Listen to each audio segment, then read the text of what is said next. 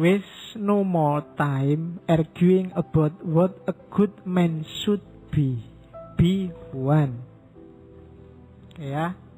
Jangan buang-buang waktu lagi debat tentang orang baik itu kayak gimana. Be one. Jadilah orang baik sudah. Nggak usah terlalu panjang diskusinya. Kalau tentang jadi orang baik, kamu nggak usah tanya orang baik itu kayak gimana sih Pak? Gini baik nggak, gitu baik, nah, kesuwen. Jadilah orang baik. Kamu sudah tahu, asal akalmu jalan. Ya, selama akalmu jernih, kamu akan bisa jadi orang baik tanpa harus panjang-panjang diskusi, katanya Markus. Jadi wis no more time arguing about what a good man should be. Be one. Wis dadi wong apik. Oke, jadi kalau ada yang tanya, gimana caranya jadi orang baik? Ya jadilah orang baik. Kamu sudah bisa. Masa ada yang tidak bisa jadi orang baik? Bisa. Cuma mungkin kamu tidak mau aja atau malas aja. Pasti bisa. Tidak ada orang yang tidak bisa jadi orang baik asal pikiranmu jernih. Ya kan? Karena di Stoa ini pikiran jernih itu nanti jadi modusnya, mengalahkan segalanya.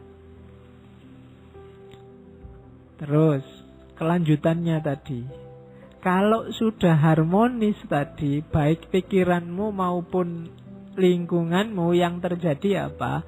Yang terjadi kebahagiaan. Kamu pasti bahagia. Oke. Nah, tadi kan ada yang loncat sedikit. Kalau pingin harmoni, lakukan kebaikan. Gimana caranya kita ketemu kebaikan? Pakai akal sehat, akal jernih. Ya. Jadi harus menggunakan akal sehat. Tidak cuma minyak goreng yang pakai akal sehat. Kamu juga dalam hidupmu harus pakai akal yang sehat, akal yang jernih. Akalmu itu sudah ketumpuk informasimu macam-macam sehingga seringkali tidak jernih. Ada yang pakai kacamata hitam, jadi lihat apa-apa warnanya hitam kabeh. Ada yang pakai kacamata hijau, lihat apa-apa dianggapnya semua warnanya hijau. Ada yang pakai kacamata merah, lihat apa-apa dianggap merah. Wow, merah itu PKI itu jangan-jangan. Itu kan. Karena kacamatanya merah. Ada yang pakai kacamata hitam. Wow. Apa-apa dilihatnya hitam. Ada yang pakai kacamata putih, kabeh dianggap putih. Nah, itu jadinya nggak jernih. Yang baik bisa kebalik-balik. Maka katanya kelompok Stoa, jadilah orang baik, jalannya berpikir yang benar, berpikir yang jernih. Orang harus mau objektif dalam berpikir. Itu jalannya kamu nemu kebaikan. Katanya Zeno, kejahatan itu tidak ada. Jahat itu terjadi ketika orang anti dengan akal sehat. Ketika orang menolak berpikir jernih, yang lahir pasti kejahatan. Ketika orang tidak mau berpikir, yang lahir pasti kejelekan. Karena yang bisa menemukan mana baik, mana buruk itu akalmu.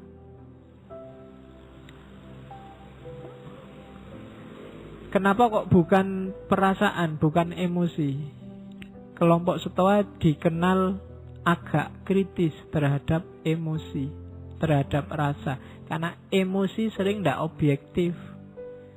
Yang baik bisa jelek karena kecenderungan emosi. Atau sebaliknya, yang jelek kelihatan baik karena kecenderungan emosi, rasa. Sejelek apapun mungkin pacarmu, bagi kamu kan paling cantik. Itu rasa. Kalau temanmu objektif, enggak kok, dia enggak cantik, kamu kan marah. Ya enggak ya, dia sementara ini ya paling cantik, kecuali ada yang lain besok.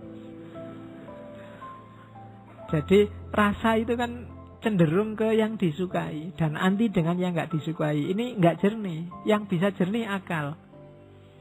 Kalau kamu bilang kamulah satu-satunya yang tercantik di dunia misalnya. Loh, pas kamu ngomong gitu itu, tenane, coba objektif. Ya ndak sih. Akal itu. Kalau akal disuruh, ya ndak. Di TV-TV yang lebih cantik ya banyak. Ya kan? Kalau akalmu mau jernih ya ora. Cuma kan, ya itu kan untuk PDKT. Jadi, kebahagiaan dalam kebaikan ketemunya dari akal sehat. Maka jagalah baik-baik akalmu biar sehat. Karena itu yang menjamin kamu masih manusia apa bukan. Jaminannya akalmu. Begitu akalmu meleset, ya kemanusiaanmu dipertanyakan. Karena dari situlah lahir kejahatan. Ada orang maling itu mesti karena mikirnya nggak panjang. Ada orang ngerusak mikirnya nggak panjang. Ada orang tawuran mikirnya nggak panjang. Jadi biasakan berpikir agak panjang. Ada cerita bagus dari tradisi Zen. Jadi satu ketika ada guru Zen yang dimintai nasihat seorang prajurit. Guru, saya mau beli kebijaksanaan. Nggak minta ya, beli. Kasih saya kebijaksanaan paling mahal. Akhirnya dikasih. Oke, tapi mahal ini ya. Oke, tak bayar berapapun, dikasih. Katanya guru itu gini, tak kasih kebijaksanaan paling mahal. Sebelum kamu memutuskan sesuatu, majulah 3 langkah dan mundurlah 3 langkah. Baru lakukan keputusanmu. Ini prajuritnya heran. Kayak gini kok mahal opo itu. Iya. Begitu prajurit ini pulang, sampai rumah depan pintu lihat sandalnya orang lain. Istriku sama siapa ini di dalam? Kurang ajar. Begitu buka pintu kamar, bener di kamar ada yang tidur sama istrinya. Meskipun nggak kelihatan wajahnya, dia sudah marah, sudah nyabut pedang ini prajurit. Bunuh aja ini yang sama istriku. Begitu mau bunuh, tadi guru tadi nyuruh aku sebelum memutuskan sesuatu, maju 3 kali, mundur 3 kali. Oke deh, sudah bayar mahal-mahal ya, nggak apa-apa lah. Jadi dia maju 3 langkah, terus mundur 3 langkah karena ada jeda ini. Terus istrinya bangun, yang sama istrinya juga bangun. Lu ngapain kamu kok jalan maju? Ternyata yang sama istrinya ya saudaranya istrinya. Baru dia, selamat aku tadi maju 3 langkah, mundur 3 langkah. Coba kok langsung brus gitu, wassalam. Ya nasihatnya maksudnya, ya mikir dulu lah, jangan kesusu. Apa-apa itu dipikir, pakai akal sehat. Nanti ketahuan jawabannya, jangan gerusa-gerusu diputuskan. Jadi, boleh kamu, ini nasihat mahal, kamu buat kamu gratis, tidak apa-apa. Jadi kalau mau apa-apa, maju 3 langkah, mundur 3 langkah. Jangan langsung diputuskan. Mau nembak juga gitu. Kalau meskipun sudah di depannya, sebentar, maju 3 langkah, mundur 3 langkah. Ya, lu siapa ngerti pas kamu maju mundur terus pacarnya datang, wah nggak jadi. Untung tadi urung nembak. Kalau sudah nembak malu kan dirimu. Oke. Jadi pakailah akal sehat. Katanya Zeno ada 4 biasanya, 4 hal yang merusak. Kenapa dia tidak terlalu suka dengan emosi. Yang pertama apa? Hasrat, keinginan. Keinginan ini biasanya orang itu kalau sudah ingin sesuatu, kejernihan pikirannya agak keruh. Dipertanyakan. Kalau sudah karep itu biasanya sudah tidak jernih lagi. Ketakutan juga begitu. Kalau masih ada yang bikin kamu takut, itu biasanya nggak jernih pikiranmu. Yang kamu pikir gimana caranya selamat gitu dok. Kadang mengorbankan banyak hal.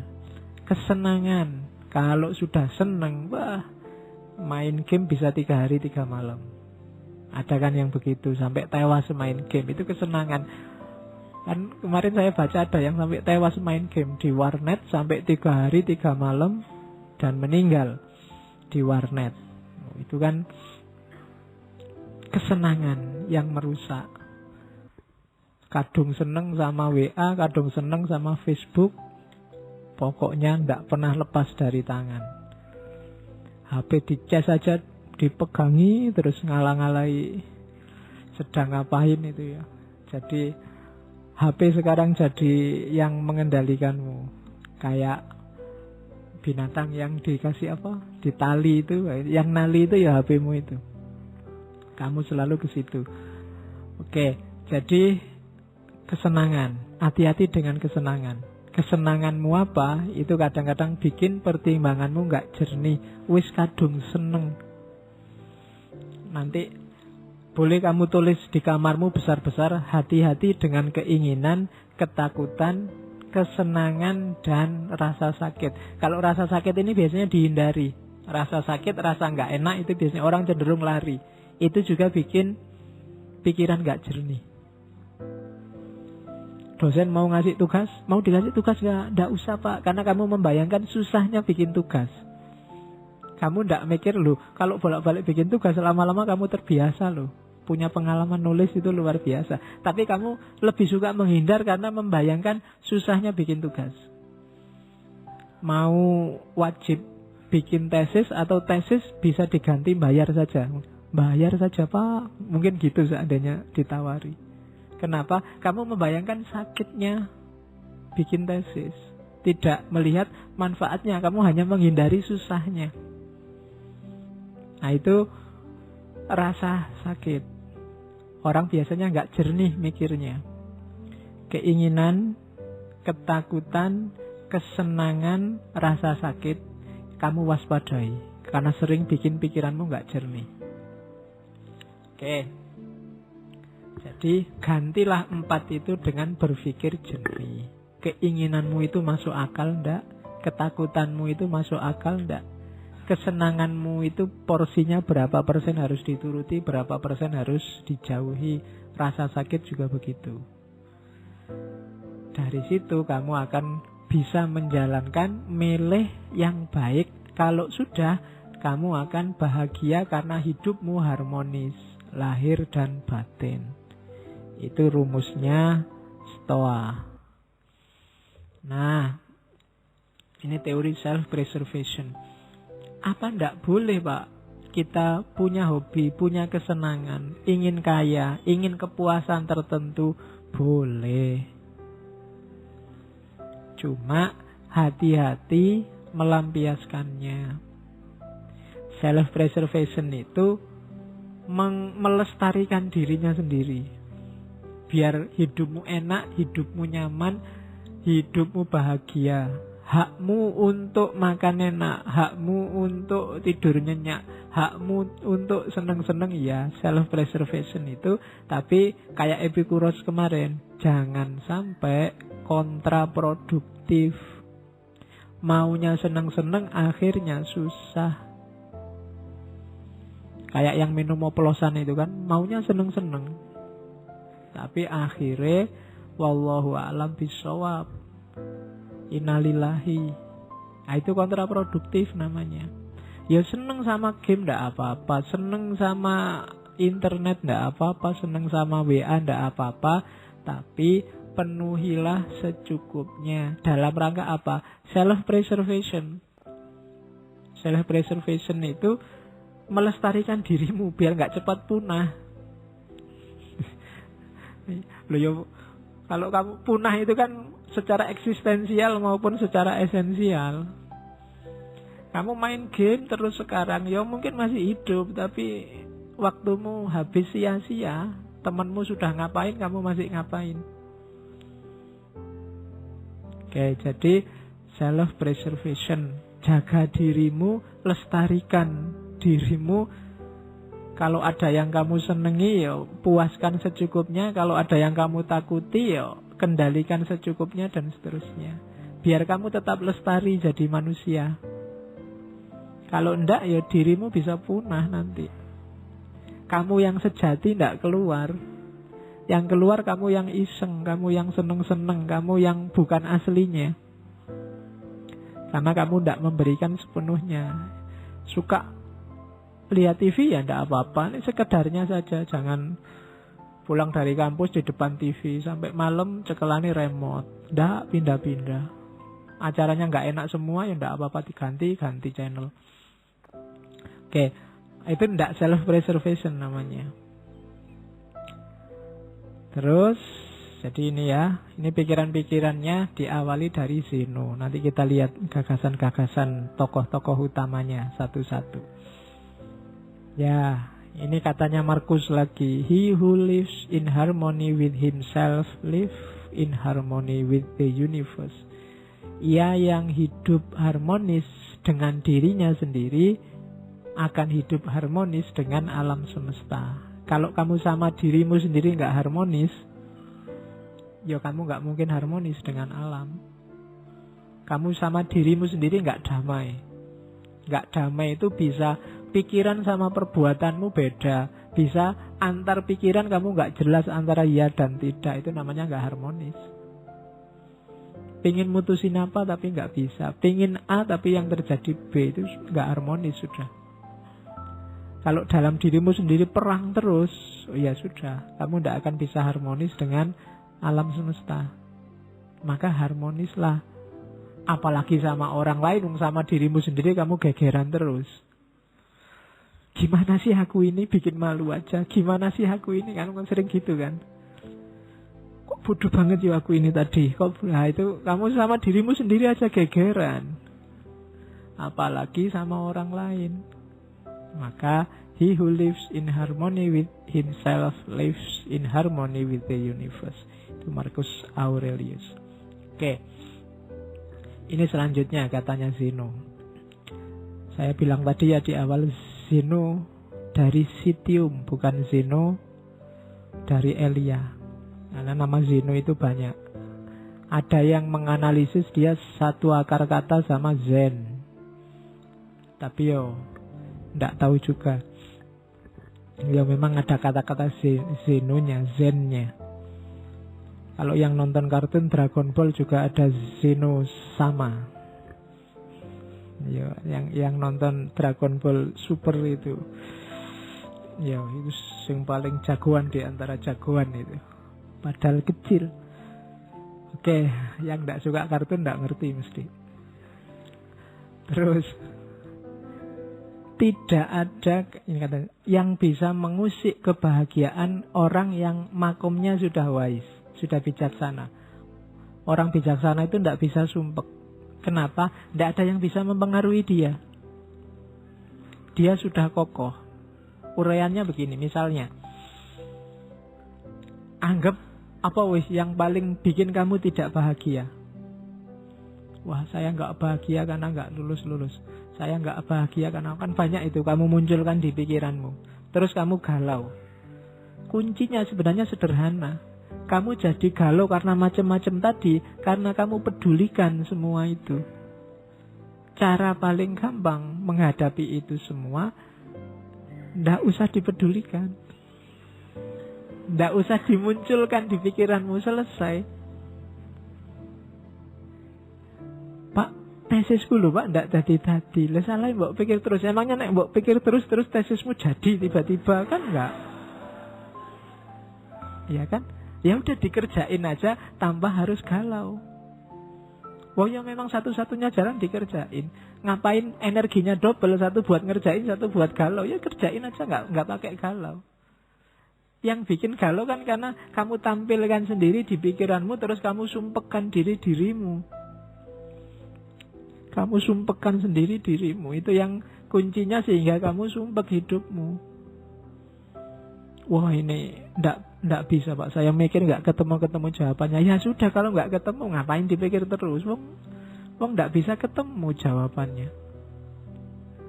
Ya sudah, kalau bahasa fikihnya mauquf aja. Kalau ada masalah mauquf, ndak bisa dijawab, selesai. Nggak usah dipikir terus. Wong dipikir jelas-jelas kamu ndak bisa jawab kok. Biarin aja. Nah, jadi kuncinya apa? Biar kamu nggak sumpek, nggak usah dibikin sumpek.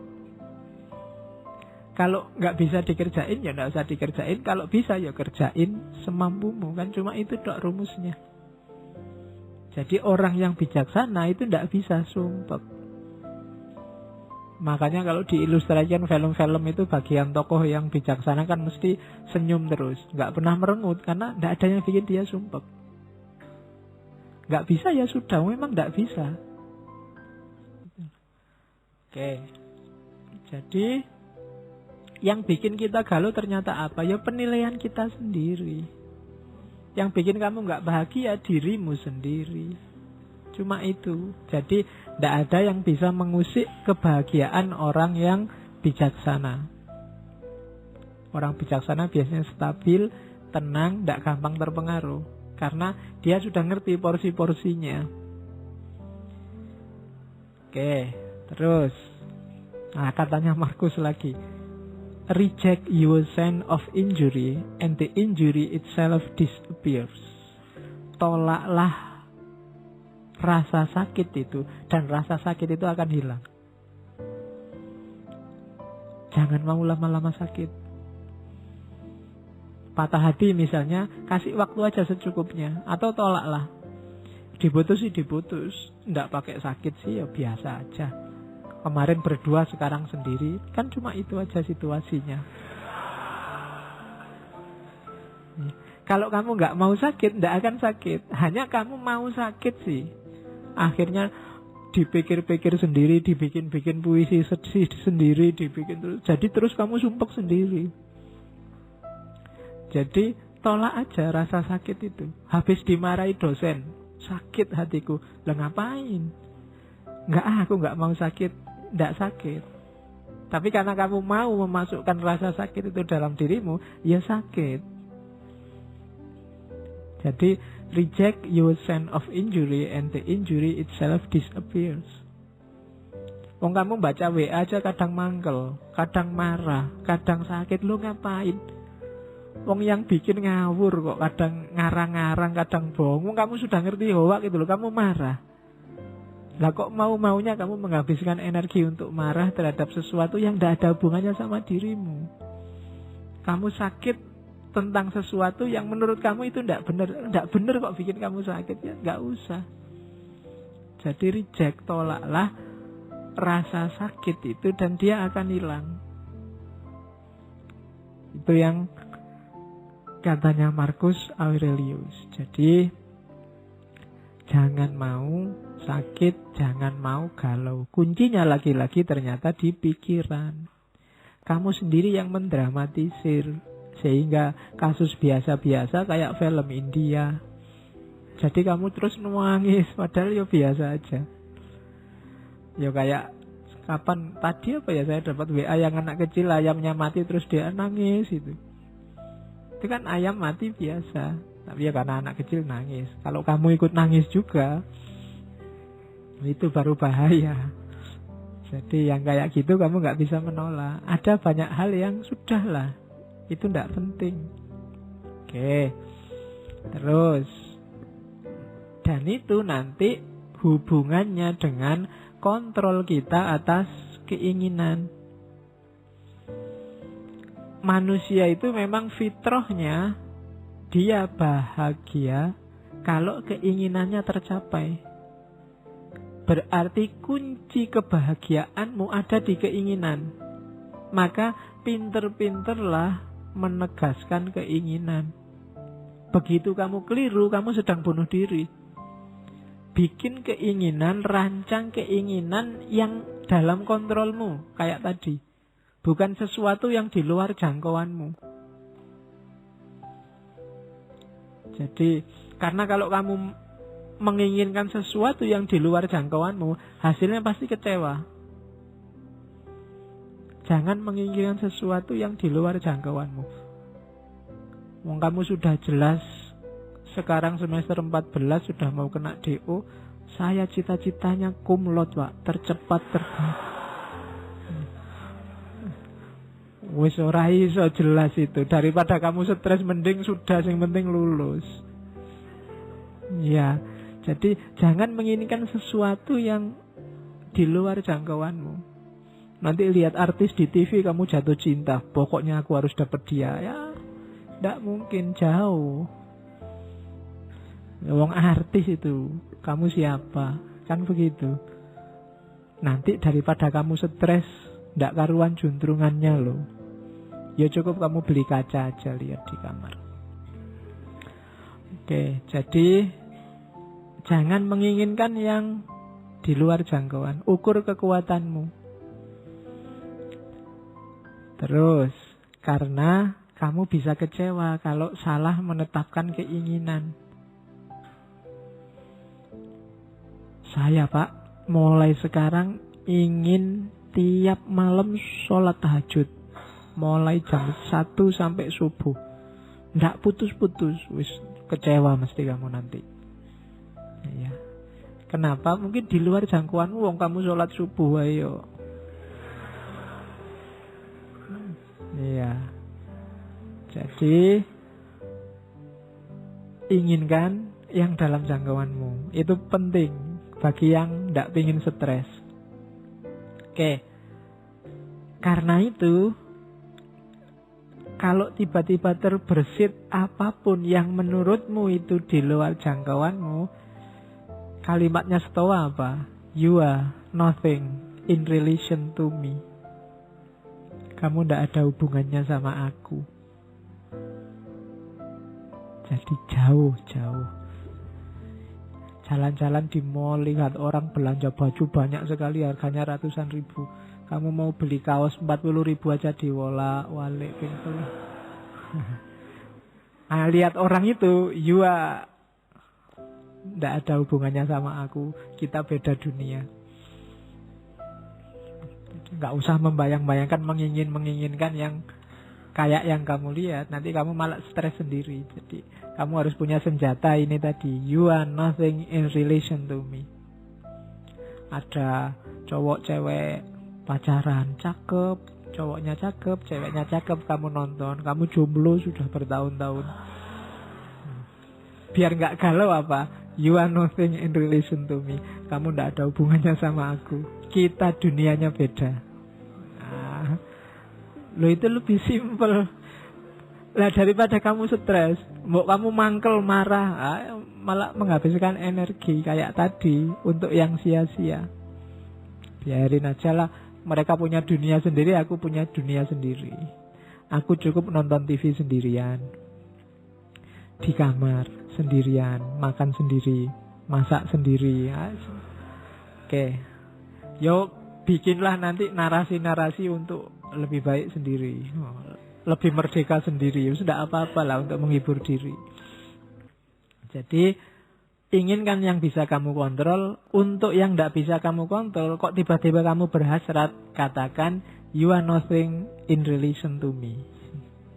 Kamu tidak nyambung lagi, kita frekuensinya beda. Nah gitu aja kan, lebih nyaman, lebih enak daripada kamu stres.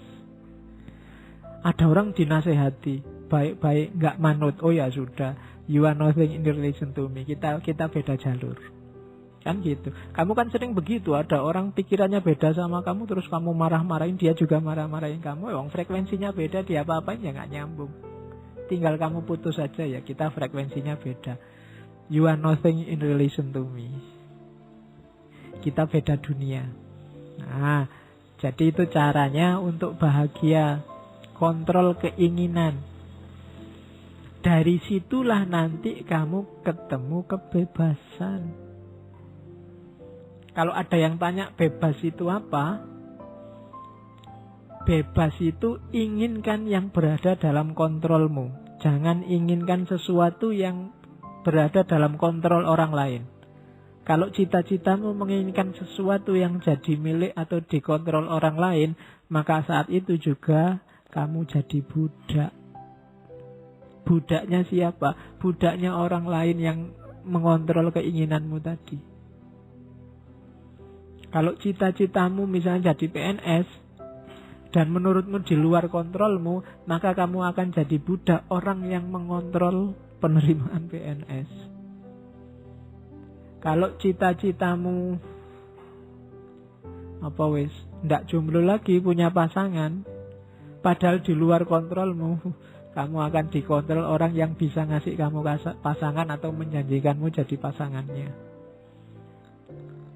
Ya kan? Kalau cita-citamu harta, padahal itu belum waktunya dan di luar kontrolmu, maka kamu akan jadi budak orang yang bisa memberikanmu harta.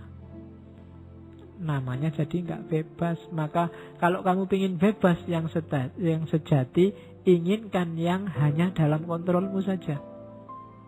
Yang di luar kontrolmu nggak usah diinginkan. Jangankan di luar kontrolnya orang lain, di luar kontrolnya Allah pun jangan ditagih-tagih ya Allah kok dulu aku anaknya orang desa, mbok aku anaknya presiden apa anaknya menteri.